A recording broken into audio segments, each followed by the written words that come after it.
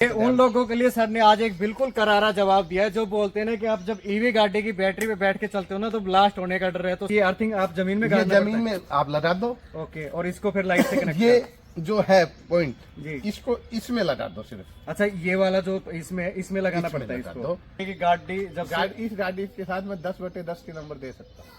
लगाए लो रनिंग हमारे वो एक साथी जिन्होंने लिए वो तो इसका नाम ही रख दिया उन्होंने कि मास्टरों वाली गाड़ी। मास्टर सरकारी जो टीचर होता है उसको एक तरह से कंजूस मानना जाता है। हेलो नमस्कार जी, मैं आपका दोस्त भूपेंद्र टाटला। आज मैं आप लोगों के लिए ईवी की एक ऐसी वीडियो लेके आया हूँ, ऐसे ओनरशिप की वीडियो लेके आया हूँ जिन्होंने जब ईवी का दौर शुरू हुआ था ना उसी टाइम ये उन्होंने टाटा की ईवी परचेज की थी और उनके साथ इसका जो एक्सपीरियंस है ना वो 27,000 किलोमीटर के आसपास सर ने चला लिए। तो सर को इसके गाड़ी के बारे में बहुत सारा अनुभव है। तो आज की वीडियो में हम बताएंगे कि ईवी लेना कितना फायदेमंद है, सर ने कितनी बचत की है, ईवी लेके कितनी समझदारी की है, क्योंकि ईवी का ये फर्स्ट जनरेशन है और आजकल ईवी का सेकंड जनरेशन भी आ गया जो बिल्कुल ईवी के ही प्लेटफॉर्म पे तैयार की गई है। तो आज की वीडियो में इसी प्रकार की हम बातचीत करेंगे और उनसे पूछेंगे, क्योंकि काफी लोगों का इसके पीछे कमेंट आ रखे थे कि सर हमें कोई एक ऐसी ईवी दिखाओ जो आफ्टर 1 ईयर चली हुई हो और कम से कम 30,000 प्लस रनिंग की हुई हो। तो आज हम आप लोगों के लिए फाइनली ईवी का 1 साल पुरानी ईवी का ओनरशिप रिव्यू लेके आ गए। तो अब मैं मिलवाता हूं आपको इस गाड़ी के ओनर से जिनको अच्छा खासा अनुभव है। उनका नाम है अमित जी। आइए सर। तो सर नमस्कार, कैसे हो सर? बस बढ़िया है सर, मेरे लिए चल के आए नारनौल से और दोपहर का टाइम है। तो सर आपके लिए इस चीज के लिए बहुत बहुत धन्यवाद जो आपने टाइम दिया, आपका बहुत ही कीमती। तो सर जैसे कि मैं देख पा रहा हूँ कि गाड़ी आपने कब ली थी? ये मैंने ली थी 21 फरवरी 2023। 21 फरवरी 2023 को आपने परचेज की थी। और सर चला कितनी लिया आपने गाड़ी को? अभी ये चला लिए 27,000 प्लस है। 27,000 प्लस। तो सर उस टाइम जब ईवी लॉन्च हुई थी तो आपका कॉन्फिडेंस कैसे हुआ कि मेरे को ईवी की तरफ जाना चाहिए? देखिए मैं एक्चुअली गाड़ी लेने से पहले इलेक्ट्रिक स्कूटी लेना चाह रहा था। अच्छा। फिर मैंने यूट्यूब पे वो सर्चिंग चालू की थी 3-4 महीने। उस समय मेरा एक्सीडेंट हुआ था, पैर टूटा हुआ था तो मैं बेड पे रहता था तो यूट्यूब ही मेरा सहारा होता था। तो उस इलेक्ट्रिक स्कूटी से बढ़ते बढ़ते मैंने आगे बढ़ा तो मुझे समझ में आया कि आज के दौर में ईवी कितनी बेस्ट है। हालांकि जितने भी मित्रों से मैंने बात की उस समय सभी ने मुझे नेगेटिव मार्क दिए, किसी ने भी मुझे सलाह नहीं दी कि भाई ईवी लो। लेकिन मैंने फिर भी फाइनली किया कि मैंने अपने रिसर्च के आधार पर तय किया कि अब ईवी की तरफ बढ़ना पड़ेगा। और मेरी पहली गाड़ी थी, मैंने इसी से ड्राइविंग सीखी है। अच्छा, आपने लाइफ की पहली गाड़ी है, पहली गाड़ी आप ईवी की तरफ करे और यानी कि गाड़ी चलाने भी सीखी है आपने। तो देख रहे हो गाड़ी सर ने लाइफ की पहली गाड़ी है इसी से ही चलानी सीखी है और ईवी की तरफ गए हैं। तो सर मैं जैसे कि देख पा रहा हूँ कि आपने टोटल कितने किलोमीटर रनिंग कर ली है? 27,000। अगर 27,000 अगर हम फ्यूल वाली गाड़ी की अगर इससे तुलना करें तो 12 की एवरेज भी आप मान के चलो तो 27,000 में मिनिमम आपने 2,25,000 के आसपास फ्यूल अगर 27,000 चलाते तो उसमें 2,25,000 के आसपास फ्यूल डलवा लेते आप उसमें। मतलब 30,000 किलोमीटर यदि आप ईवी चला रहे हो इसी रेंज की अगर टाटा टियागो से तुलना करेंगे जी तो ये ऑटोमेटिक रेंज से हमारी तुलना होती है, वो लगभग 2.5 लाख रुपए इससे सस्ती आती है। राइट। और 30-35,000 किलोमीटर आपकी चल जाती तो कीमत आपकी बराबर हो जाती, उसके बाद आपका फ्री ऑफ कॉस्ट चालू हो जाता है। कई लोग बोलते हैं कि सर आप एक ब्लास्ट टैंक पे बैठ के चल रहे हो आप एक तरीके से, क्योंकि ये कभी भी बैटरी फट सकती है। तो उसके बारे में आपकी क्या राय है? देखो ब्लास्ट टैंक की बात तो ये है, आज तक 2018 में ईवी आई थी नेक्सॉन ईवी, तब से और अब तक मात्र एक नेक्सॉन ईवी मैंने जितना इसका सर्च किया था उसमें ब्लास्ट हुआ था। और उसमें भी ब्लास्ट का कारण था उस बंदे ने आफ्टर मार्केट इसकी हेडलाइट वगैरह चेंज करवाई थी, वरना ऐसा कोई इंसिडेंट अभी तक हुआ नहीं। 18 से 24 अभी 6 साल हो गए। दूसरी बात, सीएनजी के ब्लास्ट गाड़ियां मैं हर सप्ताह सुन लेता हूँ। बिल्कुल, फ्यूल वाली सीएनजी वाली तो बिल्कुल पेट्रोल वालियों में ब्लास्ट में हर सप्ताह सुन लेता हूँ। खड़े खड़े ट्रक में आग लग जाती है, उनमें इंसिडेंट। सर एक मिनट, ये उन लोगों के लिए सर ने आज एक बिल्कुल करारा जवाब दिया है जो बोलते हैं ना कि आप जब ईवी गाड़ी की बैटरी पे बैठ के चलते हो ना तो ब्लास्ट होने का डर है। तो सर ने एक इतना अच्छा ये इस चीज के लिए उन लोगों के लिए कि बहुत ही अच्छा जवाब दिया है। तो क्योंकि आप भी लोग सुनते होगे कि हर हफ्ते आज सीएनजी की गाड़ी ब्लास्ट होगी, आज फ्यूल वाली, आज ट्रक वाली। तो ये सर ने उन लोगों को एक बहुत ही अच्छा जवाब दिया है। क्योंकि गाड़ी के अंदर कोई कमी नहीं है, लोगों को सर समझने की इसको शायद मेरे को लगता है देरी है। नहीं, समझ भी रहे हैं। देखिए अब धीरे धीरे बढ़ रहा है और ये एक अच्छा कॉन्सेप्ट है और इसमें जितना सुधार हो रहा है, बैटरी कॉस्ट धीरे धीरे डाउन भी होती जा रही है। टाटा भी सर उसने रेट भी कम कर दिए हुए हैं। राइट। और आने वाले समय में हमारे परिवहन मंत्री गडकरी जी कह रहे हैं कि दोनों बराबर आई जाएंगे और ऐसा लग भी रहा है कि बराबर आने ही वाली है। ज्यादा समय नहीं, साल से 2 साल के अंदर इक्वल रेट हो जाएगा। और सर सेफ्टी के मामले में टाटा पे कोई शक ही नहीं है। देखो सेफ्टी के मामले में तो हिंदुस्तान में है ही सिर्फ टाटा। उसके बाद तो उससे पहले एक वोल्वो आती थी, वो आज के दिन फ्लॉप हो गई। अब आज के दिन जो इंडिया के अगर सेफ्टी के नाम लेते ही सबसे पहले टाटा नाम सबके सामने आता है। बस जीवन बचाना है तो टाटा की तरफ जाइए, ये तो है। और ये मैं इसलिए जानता हूँ क्योंकि मैं एक्सीडेंट में पैर मेरा टूटा हुआ है, मैंने अपना जीवन बचाया है। उसके बाद मैंने तय किया था कि टाटा की तरफ, क्योंकि जब अपने खुद के जीवन पे बीतती है ना कि तो उन लोगों को एक सेफ्टी के लिहाज से पता चलता है कि जब कहीं रोड एक्सीडेंट में हजारों लोग अपनी कोई हाथ पैर खो देते हैं ना, उन लोगों को पता होता है उसका असली दर्द। तो भाई हर चीज यानी कि गाड़ी के अंदर फीचर्स डिपेंड नहीं करते, उसकी सेफ्टी भी डिपेंड करती है। तो सेफ्टी के लिहाज से टाटा शायद सबसे बेस्ट है। तो सर आप मेरे को एक चीज और बताओ, जैसे कई लोगों की समस्या है जिन्होंने मेरे पास कमेंट भी आए थे, मैंने एक टाटा टियागो की वीडियो पहले भी डाली थी, तो उसमें बोल रहे कि सर जो कंपनी क्लेम कर रही है इसकी माइलेज क्या क्लेम करती है? कंपनी माइलेज क्लेम करती है 315 और वो बोलते हैं कि साहब ये जो फुल चार्ज के ऊपर 250 किलोमीटर चल पाती है। तो उसके बाद एक्चुअली ये बात सच्चाई है, 250 भी मैं ना चाहूँ। अच्छा, ये आपकी ड्राइविंग पैटर्न के ऊपर डिपेंड है। ये 180 किलोमीटर पे भी रुक सकती है। अच्छा, और ये 270 भी चल सकती है। लेकिन आप इसको ऑन एवरेज 200 सवा 200 के हिसाब से मान के चलो, 200 किलोमीटर या सवा 200 किलोमीटर ऑन एवरेज चलती है, यानी कि आपके बात फुल चार्ज। और ये सर कौन से मोड पे आप चलाते हो इसको? मैं जर्नली से डी मोड पे ही चलाता हूँ। डी मोड पे। हाँ। तो मेरे को बताओ, जैसे आप इस गाड़ी से अभी तक टूर कहाँ का किया है? मैंने इस गाड़ी से मैं जयपुर भी गया हूँ जी, मथुरा भी गया हूँ जी। उसके मथुरा बरसाना थी तो मैंने 3-4 टूर किए। अच्छा, तो उस टाइम आप कितने लोग गए थे? 4 लोग। तो उस टाइम यानी कि यहाँ से कितना किलोमीटर पड़ जाता है सर अपने बहरोड से? बहरोड से मथुरा शायद पड़ जाएगा मेरे हिसाब से 200 प्लस के आसपास है। वन साइड 200, यानी कि 400 किलोमीटर के आसपास आपने वो सफर किया। तो सबसे लंबा वही किया अभी तक, यानी कि क्योंकि गाड़ी तो आपने अच्छी खासी चला ली है, लेकिन लॉन्ग जो आपने सफर किया वो वही किया गया, मथुरा वाला ही। तो उसमें आपको सर जब मथुरा लेके गए तो सिंगल चार्ज में चले गए थे या बीच रास्ते में कहीं चार्ज करनी पड़ी आपको? एक्चुअली हम जब यहाँ से चलते हैं तो अलवर में हमें चार्जिंग की बहुत अच्छी सुविधाएं मिल जाती हैं जी। तो वहाँ चार्ज करके हम चलते हैं, उसके वापस आते हैं, फिर एक बार अलवर में दोबारा से हल्का चार्ज करते हैं। यानी कि आपको तो ऐसी कोई समस्या नहीं है, क्योंकि आप जब 200 किलोमीटर चल रहे हो तो इतनी रिक्वायर्ड भी होती है आदमी 20-25 मिनट कहीं रुके, क्योंकि थकान हो जाती है। तो एक्चुअली इस गाड़ी में एक फायदा हो रहा है जी, इसको आप 200 किलोमीटर लगातार चलाओ, आपको थकान महसूस नहीं होती, आपको ऐसा ही लगेगा साइड वाली सीट पे बैठ। वो सर आपको इसलिए लग रहा है क्योंकि ऑटोमेटिक है, मैनुअल नहीं है, क्योंकि आपको गियर शिफ्टिंग वगैरह नहीं करनी पड़ती। तो बड़ा आराम से ऐसा लगता है जैसे आप बैठते ही चल रहे हो। राइट। तो सर ये तो इस चीज की कुछ बातें हो गई। तो अगर हम बात करें इसकी सर्विस की, तो इसकी टाटा की सर्विस कैसी है? और इसमें सर्विस में जैसे अपने पहले जो फ्यूल वाली गाड़ियां थी, इंजन थी, उसमें अपना फिल्टर चेंज होता था, मोबिल डलता था, इसके अंदर सर्विस क्या होती है? देखो इसमें सर्विस में कुछ विशेष है नहीं। 2 इसमें कूलेंट है जी, 15,000 पे वो डलते हैं 15,000 किलोमीटर पे। 7,500 पे माइनर सर्विस होती है, उसमें तो कुछ विशेष है ही नहीं, धुलाई उलाई है जी।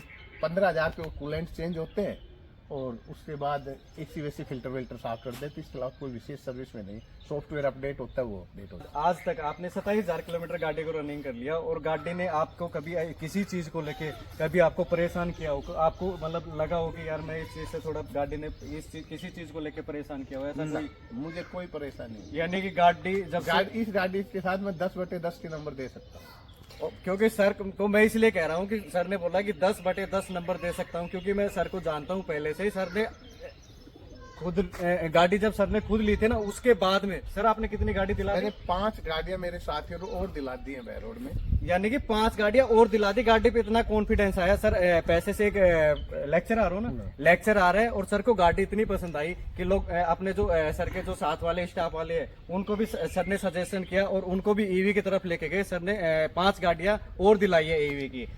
तो ये भी सर मेरे को लगा कि और आप 5 हमारे साथी टीचर ही हैं। और राइट सर, तो ये क्योंकि उन लोगों के लिए तो बेस्ट है टीचिंग लाइन के लिए। देखिए जो ऑफिस वाले लोग हैं जिनका रूटीन आना जाना है 50+ जो डेली जा आ रहे हैं उनके लिए बहुत अच्छी रही है। राइट, जो और ईवी उन लोगों के लिए भी परफेक्ट है जिनके पर डे की जो ड्यूटी के हिसाब से जिनको 100 से यानी कि 100 किलोमीटर तो पर डे लगाए लो रनिंग। हमारे वो एक साथी जिन्होंने लिए वो तो इसका नाम ही रख दिया उन्होंने कि मास्टरों वाली गाड़ी। मास्टर सरकारी जो टीचर होता है उसको एक तरह से कंजूस मानना जाता है। जैसे रोज रोज वो पेट्रोल नहीं डाल देता तो उसने तो पहले इसके पीछे लिखवा देते मास्टरों वाली गाड़ी। मास्टर वाली गाड़ी देखा, क्योंकि सही कह रहे हैं, क्योंकि टीचर को होता है उनकी जो ड्यूटी होती है वो घर से होती है सर 50, 30, 40, 50, 100 किलोमीटर तक, और उनको टीचर क्या है कि रोज घर अप डाउन करते हैं। तो सबसे ज्यादा जो ईवी को पसंद किया है ना, और ईवी में भी टियागो की, तो वो सबसे ज्यादा टियागो टीचर लाइन के जो इस प्रोफेशन में जो बंदे हैं शिक्षा संबंधित उन्होंने ही परचेज की है। तो सर अगर और बात इसके बारे में ऐसी कोई विशेष जर्नी जो आप इसके बारे में कुछ बताना चाहो। देखिए विशेष तो कुछ विशेष नहीं है, ना ही मुझे इसमें नेगेटिव लगता है जी। इसके ये जरूर है टाटा में जो आफ्टर सेल सर्विस है ना उसमें बड़ी समस्या है। क्योंकि मैं नया ड्राइवर रहा हूँ, राइट, तो मैंने 2 बार इसके माइनर एक्सीडेंट भी किए।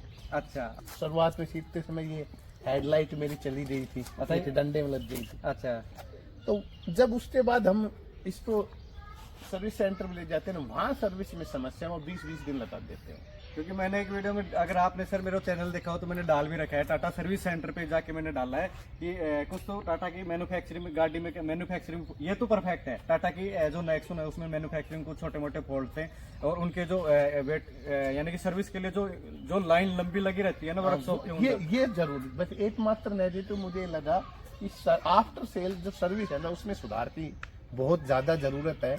जो एक कस्टमर यदि 20-20 दिन तक विदाउट कार रहेगा तो उसको समस्या तो होती है। बिल्कुल सर, अगर बात करें अब जैसे गर्मी का टाइम आ गया तो अभी तक तो आपने जो 27,000 इस गाड़ी को रन किया है वो विदाउट एसी किया है ना पिछली गर्मी भी तो मैंने बिताई है। अच्छा, आपने गर्मी के सीजन में एसी के साथ चले हो, तो एसी जब इसमें ऑन करके चलते हो तो इसकी जो रेंज है उसमें कुछ अपने को देखिए रेंज के मामले में आपको बताऊं जी, मेरा जर्नली हर सप्ताह 200 किलोमीटर आना जाना होता है। मेरी मिसेज यहाँ पर भरतपुर में टीचर है जी, तो 100 किलोमीटर में जाता हूँ 100 आता हूँ। राइट, जाते समय ये मुझे 240 की भी रेंज देती है, क्योंकि सुबह में आता हूँ तो जल्दी होती है, मुझे स्पीड भी तेज रहती है, तभी 190-200 भी देती है। ओके। एसी के मामले में मैं बताऊँ एसी में ज्यादा अंतर नहीं आता है। अगर ये आपको 250 की रेंज दे रही है तो एसी साथ 220 पे आ जाएगी, 225 पे आ जाएगी, इतना अंतर आता है। हीटर के साथ जब सर्दियों में चलाते हैं तब रेंज ड्रॉप ज्यादा होती है एसी की बजाय। एसी के बजाय हीटर जब आप यूज करके चलते हो सर्दी में, उसमें रेंज ज्यादा कम होती है, उसमें ज्यादा होती है। एसी में ज्यादा अंतर नहीं आता, आप 20-25 किलोमीटर का अंतर आता है एसी। ओके, तो सर अब अगर बात कर ले इसके इंटीरियर वगैरह इसमें जो दे रखा है, ऐसी क्या चीज और थी जो आपके हिसाब से होनी चाहिए? जैसे स्टीयरिंग पे अपने को कंट्रोल देखने को मिल जाते हैं, यहाँ पे अपने को सारा ऑटोमेटिक सिस्टम मिल जाता है, या आर्मरेस्ट भी गाड़ी के अंदर अवेलेबल हो जाता है? ना इसमें आर्मरेस्ट अवेलेबल नहीं है इस मॉडल में। अच्छा, ये आफ्टर मार्केट ऐड करवाया है? मार्केट ऐड करवाया हुआ है जी। और अगर जो ऊपर वाला जो मॉडल XZ उसमें आर्मरेस्ट है, क्रूज कंट्रोल भी है, इसमें क्रूज कंट्रोल भी नहीं है, आर्मरेस्ट भी नहीं। तो आप सर इस मॉडल की तरफ कैसे आए? आपने ये कैसे वैल्यू फॉर मनी लगाया? पर ये वैल्यू फॉर मनी के हिसाब से मैंने चयन किया था जी। देखिए जो नेसेसरी जो चीजें थी वो सारी इस मॉडल में थी, उससे ऊपर वाले जो मॉडल है उसमें जो प्लस चीजें थी वो जो प्राइमरी ड्राइवर है जो पहली बार सीखा उसके लिए कोई विशेष जरूरी नहीं थी, मेरा मानना था, क्योंकि उनको हम ज्यादा यूज भी नहीं लेते। और इसमें क्योंकि हमें चाहिए इंफोटेनमेंट सिस्टम चाहिए, एसी चाहिए, वो सब हमें उपलब्ध हो रहा था। राइट, और उससे ऊपर फिर अपने को कोई चीज चाहिए नहीं थी, तो उसके लिए एक्स्ट्रा पैसा देना अपने कोई उसी समझा नहीं। केवल एक क्रूज कंट्रोल एक था वो जरूर लग रहा था, तो उस टाइम मुझे ज्यादा उचित समझ में नहीं आया, क्योंकि क्रूज कंट्रोल हाईवेज पे तो बहुत ज्यादा जरूरी है। हम जिन पृष्ठभूमियों में रहते हैं वहाँ क्रूज कंट्रोल इतना महत्व रखता नहीं। तो सर आप अगर बात कर ले इसमें, जैसे हरमन का म्यूजिक सिस्टम अपने को यहाँ मिलता है, तो इसकी म्यूजिक साउंड कैसा आपको मिलता है? म्यूजिक साउंड शानदार है, बढ़िया है ना? तो और सर इस गाड़ी के इंटीरियर में यहाँ देख रहे हो कि पूरा अपने को ये हार्ड प्लास्टिक के अंदर अपने को मिलता है, बाकी काफी खूबसूरत है देखने में। हाँ, सॉफ्ट टच नहीं है इसमें। सॉफ्ट टच अपने को डोर पे आगे soft कहीं touch नहीं मिलेगा कहीं अपने नहीं। को। और सर अगर जब आप फैमिली के साथ इसमें आप सफर करते हो तो पीछे बैक सीट पे घर वाले कंफर्टेबल रहते हैं? हाँ, कोई समस्या नहीं है। और बूट स्पेस के मामले में? बूट स्पेस है, लेकिन इसमें एक जो माइनस पॉइंट है वो है स्टेपनी नहीं। स्टेपनी नहीं मिलती सर। और इस स्टेपनी नहीं होने की परेशानी मैंने उठाई है। अच्छा। तो सर आप मेरे को बता रहे थे कि आप जब मथुरा की तरफ गए थे तो गाड़ी का टायर क्या पंचर हो गया था ना आपका? हाँ, टायर में कट ही लग जाता कट था। लग गया अपोलो की समस्या ये रही थी, वो रिप्लेस भी नहीं करते। अच्छा, रिप्लेस भी नहीं करते और ऊपर से इसमें स्टेपनी भी नहीं मिलती। स्टेपनी नहीं, तो मुझे काफी परेशानी हुई थी स्टेपनी के अभाव में। जी। मैं लगभग 10 किलोमीटर गोवर्धन ऑटो से गया, वहां से टायर से खरीदा, फिर 10 किलोमीटर वापस आया, फिर टायर चेंज किया। यानी बहुत आप, क्योंकि इस चीज के लिए कोई ऐसा भी नहीं है कि आपने ऑनलाइन कोई बुक कर दिया आपको वहीं कोई सुविधा उपलब्ध हो जाएगी, या तो आपके पास ऐसा भी नहीं था गाड़ी को टो करके लेके जाए। तो यानी कि देख रहे हो आपको टो की स्थिति में तो बचे ही नहीं, जब टायर ही कट लग गया था, उसमें हवा डाल नहीं पा रहे थे। राइट। तो ये तो सबसे बड़ी एक स्टेपनी तो सर देनी चाहिए। नहीं, मैंने फिर इसके बाद स्टेपनी का जुगाड़ कर लिया। मैं आपको दिखाता हूँ। मैं कह रहा हूँ कि इंडिया के अंदर आवश्यकता ना आविष्कार की जननी होती है। मैंने एक ईवी पंच का भी एक वीडियो बनाया था, उसमें सर ने क्या कर रखा था कि अर्थिंग की प्रॉब्लम होती थी। नहीं, वो अर्थिंग वाला मैं आपको तो दिखाऊंगा। अर्थिंग गाड़ी में ले रखा था, कहीं भी लाइट का पॉइंट मिले वहीं लगा के गाड़ी को चार्ज कर लेते। और सर कह रहे कि सर ने भी बना रखा है। मैं आपको दोनों चीज दिखाता हूँ। चलो एक बार देखते हैं इसमें। देखो देखिए, स्टेपनी मैंने ये रखी हुई है।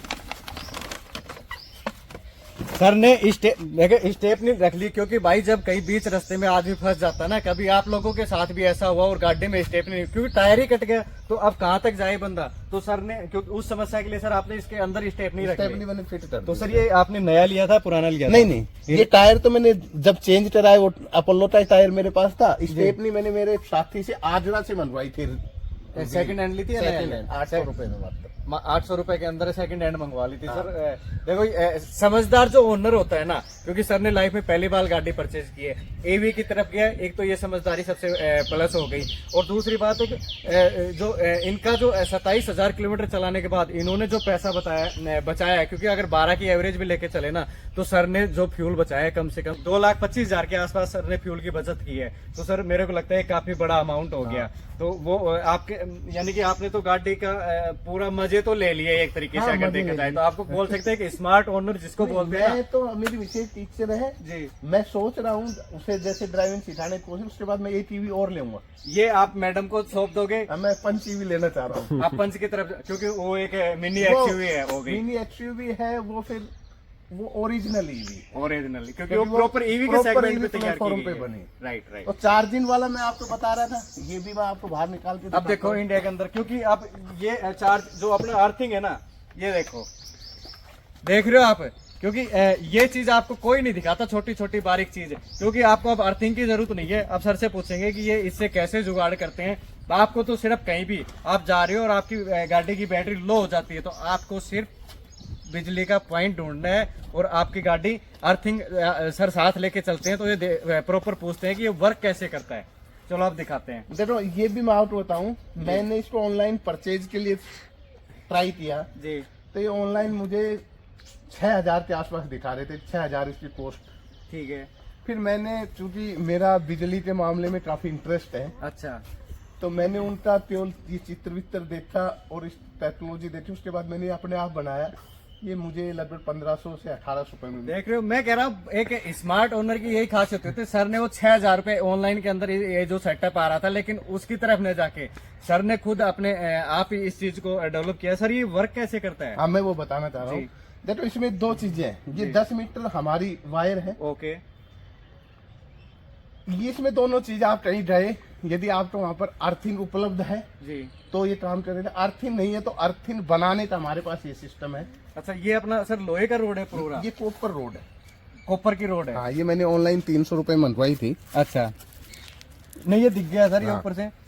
ये कॉपर और रोड, सर इसके ऊपर आपने ये कवरिंग क्यों कर रखी है फिर? ये तो ऑनलाइन मंगवाई थी, जब ISC थी तो तभी ये सुरक्षित रहती है। अच्छा, जरूरत हो अच्छा। तो निकाल लेते हैं। Okay okay. अच्छा, फिर ये अर्थिंग आप जमीन में ये गाड़ना जमीन में आप लगा दो। ओके, और इसको फिर लाइट से कनेक्ट ये जो है पॉइंट, जी। इसको इसमें लगा दो सिर्फ। अच्छा, ये वाला जो इसमें लगाना इसमें पड़ता है लगा इसको, दो। ठीक है। और उसके बाद ये अर्थिंग आपकी चालू हो चालू हो जाती है, और ये वाला जो बिजली का पॉइंट उसमें लगाना पड़ता है। तो यानी कि अपने को तो सिर्फ ये देखना है कि बिजली का पॉइंट ढूंढना है, बाकी अपने पास व्यवस्था है। ठीक है। तो सर इसको रख देते हैं अभी गाड़ी के अंदर। सर आप जैसे कंपनी इसमें दो चार्जिंग सुविधा देती है, एक तो होम चार्जर और एक फास्ट चार्जर। तो आपने फास्ट चार्जर लगवाया? ना ना, आपको जरूरत भी नहीं है। क्यों? उसके लिए 50,000 रुपए शायद 50,000 रुपए एडिशनल चार्ज है। जी। और जनरली क्या है कि ये 10 घंटे में चार्ज होती है हमारी होम चार्जर। होम चार्ज होते हैं। अच्छा, तो जनरली जिस दिन हमें जरूरत होती है शाम को लगा देते, सुबह चार्ज मिलती है। सही बात है। और आप कभी आपने कहीं बाहर जब आप घूमने गए थे मथुरा की तरफ, तो आपने फास्ट चार्जर से चार्ज किया, तो वो उसमें कितना टाइम लगता है? फास्ट चार्जर में लगभग घंटा भर के आसपास टाइम लगता है। 1 घंटा। एक घंटे में कितने बैटरी हो जाती है अपनी? 0 से 80%। 0 से 80% तक 1 घंटे के अंदर चली जाती है फास्ट चार्जर से। तो उसमें सर कितनी यूनिट खर्च हो जाती है? देखो यूनिट तो फास्ट तो चाहिए हो 24 यूनिट लेती है एक बार में। आज 0 से 100 अपन करते हैं तो 24 यूनिट। 24 यूनिट के अंदर। तो उसका क्या खर्च निकल के आता है? देखो फास्ट चार्जर को तो अगर आप रूटीन में यूज लो तो ज्यादा सस्ता नहीं है, मैं बता दूं। क्योंकि फास्ट चार्जर आपको लगभग 23 से 24 रुपए पर यूनिट पड़ता है। पर यूनिट 23 से 24 रुपए। और 23 से 24 रुपए पर यूनिट पड़ता है, तो लगभग 500 रुपए का चार्ज हो जाए। चलेगी लगभग ये 200 के आसपास। बिल्कुल। तो यानी 2.5 रुपए किलोमीटर होते हैं। लेकिन यदि आप घर पे चार्ज करते हो तो घर पे आप 8 या 9 रुपए यूनिट मान लो, आप 10 भी मानते हो। और वैसे भी सर आजकल तो 100 यूनिट बीजेपी सरकार फ्री दे रही है। आप फ्री ना मानो तो भी आप 200 रुपए का चार्ज मान लो। 200 किलोमीटर मिनिमम चलेगी, 250 तक भी चलती है, तो 1 रुपए किलोमीटर में बड़े आराम से चलती है।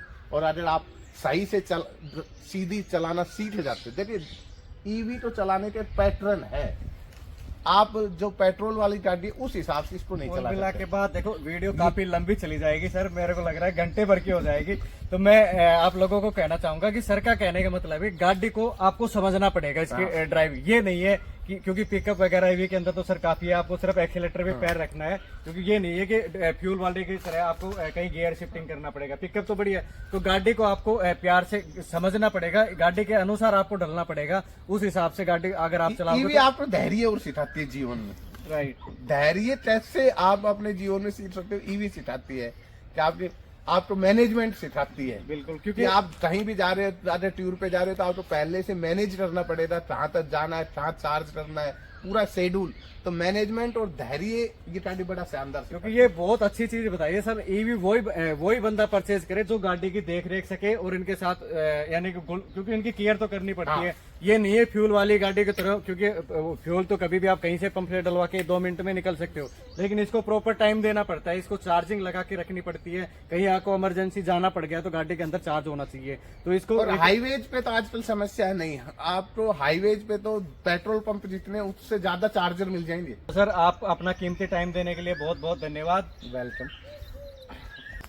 तो दोस्तों आज की वीडियो कुछ इतना ही, मिलते हैं बहुत ही जल्द आपको एक इंटरेस्टिंग वीडियो लेके। अगर आप लोगों को वीडियो पसंद आई है तो वीडियो को लाइक शेयर एंड सब्सक्राइब जरूर कीजिए। Okay, bye bye.